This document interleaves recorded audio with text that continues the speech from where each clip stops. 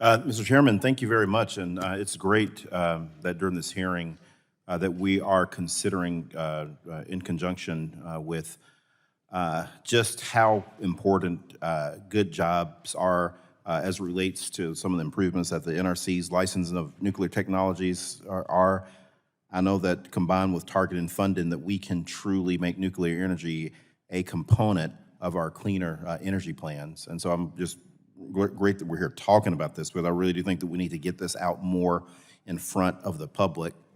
One of the things that I'm really think is a really great project that's going on right now in Texas as it relates to nuclear technologies, and I've mentioned it before in a previous committee hearing, is that Abilene Christian University is experimenting with a nuclear energy experimental testing lab in conjunction with University of Texas and Texas A&M to experiment using molten salts rather than water as a coolant for nuclear reactors, and potential new additions of safe, reliable, affordable, and cleaner nuclear power like those at Abilene Christian, I think are going to be very essential to the U.S. energy security and deployment of new advanced nuclear reactor technology that is going to be crucial for our ability to compete with China and Russia in the global nuclear industry.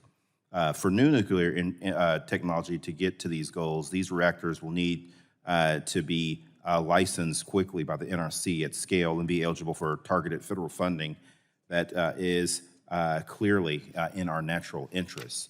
And on the latter point, I was pleased to hear that the CHIP Act established a new program for new university research reactors, and last year's NDAA provided important access to fuel service for such new reactors.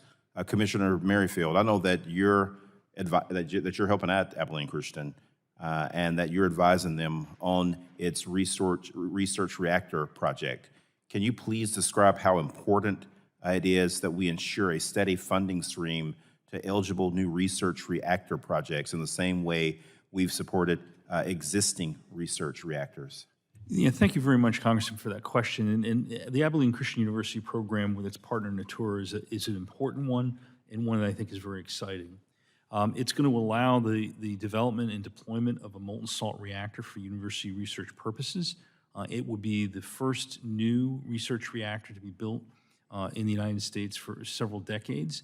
And I think if you go back to the early days of the Atomic Energy Act, research reactors were really the leading technique used by the Eisenhower administration in its Atoms for Peace program. So I think having a new U.S.-based design research reactor could be a potential item that could be exported to countries that are seeking to get into the nuclear energy programs. So I think it's very exciting there. The CHIPS Act, the recent legislation was very helpful in that regard, the NDAA. There is still some appropriations language out there that says, you know, the appropriators don't want to build new research reactors. I think this is something there needs to be further dialogue. It is important for us to have a new generation of these reactors, to have a new generation of individuals who can be trained on them, and certainly appreciate your support and that of other members of Congress to enable that activity. Yeah, no, thank you very much. And work with me a little bit on this question. It's more of getting your opinion on something. But do you think that there is actually some benefit for people to be able to go to some place like West Texas and see so much traditional fossil fuel energy being produced, then also see the country's leader when it comes to cleaner technologies like wind and solar, and then see this nuclear project and kind of see it all come together in one space? How important is that for the public?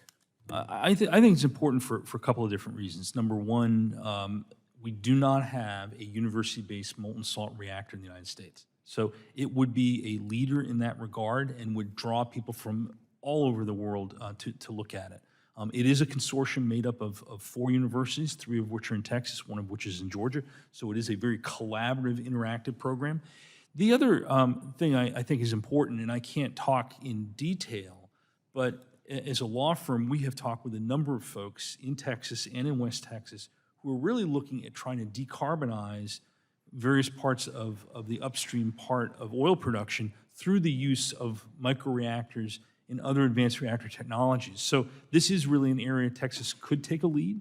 And we certainly think that Abilene and Natura could be part of that. Yeah, thank you very much. Appreciate that. I yield back. Chairman yields back.